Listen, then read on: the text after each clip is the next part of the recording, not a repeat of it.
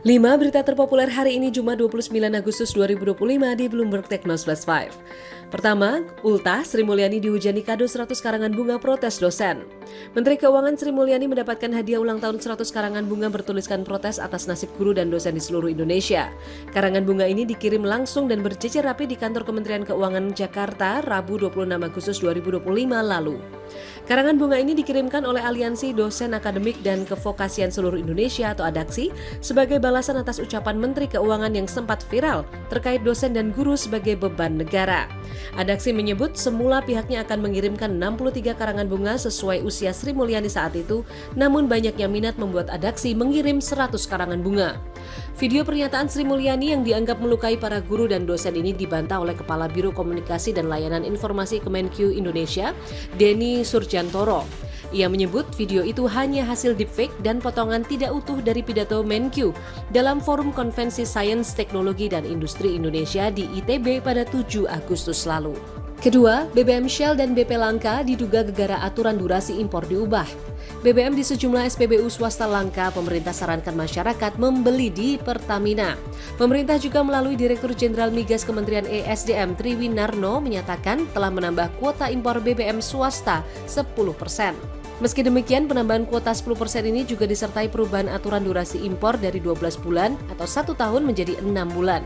Perubahan ini dipandang Direktur Utama Petrogas Jatim Utama Cendana atau PJUC Hadi Ismoyo sebagai penyebab kelangkaan BBM di SPBU swasta seperti Shell dan BP.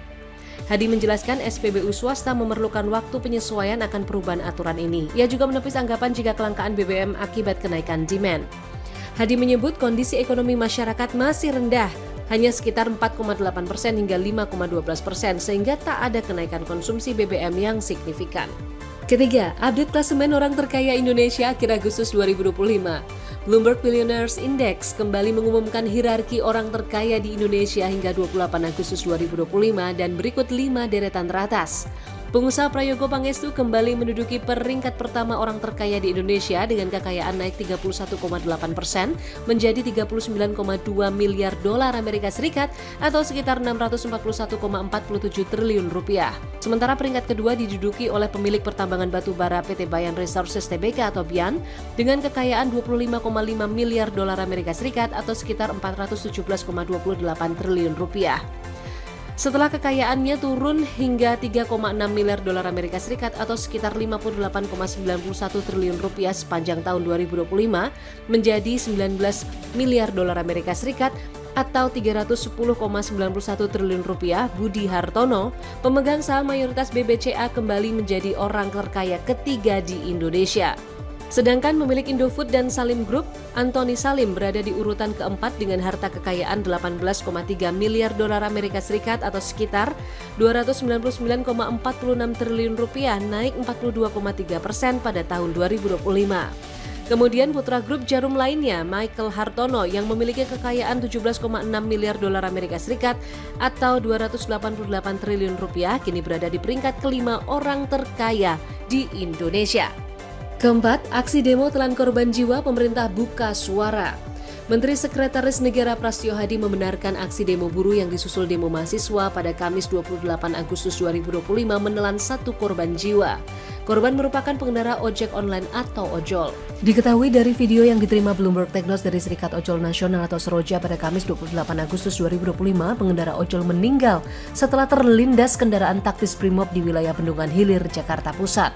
Selain korban tewas, ada seorang korban luka-luka yang kini tengah menjalani perawatan di Rumah Sakit Pelni Petamburan, Jakarta Barat. Aksi demonstrasi 28 Agustus 2025 merupakan aksi buruh meminta kenaikan upah dan menentang adanya outsourcing di depan DPR RI Jakarta. Kelima, investasi kepengelolaan sampah dan antara bakal gandeng swasta. BPI dan Tentara Indonesia menyebut akan berkolaborasi dengan perusahaan swasta dalam bisnis pengelolaan sampah atau waste management. Hal ini diperkuat dengan kunjungan CEO dan Antara Rosan Roslani ke dua fasilitas WTE di Tiongkok milik SUS Environment dan Weiming Yongqiang. Saat ini SUS Environment sudah mengelola proyek WTE di Makassar berkapasitas 1.300 ton per hari dan tengah menjajaki peluang di Lampung. Sementara fasilitas Weiming Yongqiang di Wenzhou memiliki kapasitas 3.200 ton per hari dengan standar emisi lebih rendah dari regulasi Uni Eropa Eropa. Danantara juga akan menerbitkan obligasi Patriot atau Patriot Bond senilai 50 triliun rupiah dengan mekanisme private placement bertenor 5 tahun dan 7 tahun dengan kupon 2%. Roslan menyebut dana hasil penerbitan akan dialokasikan untuk proyek transisi energi, terutama program Waste to Energy atau WTE di 33 daerah.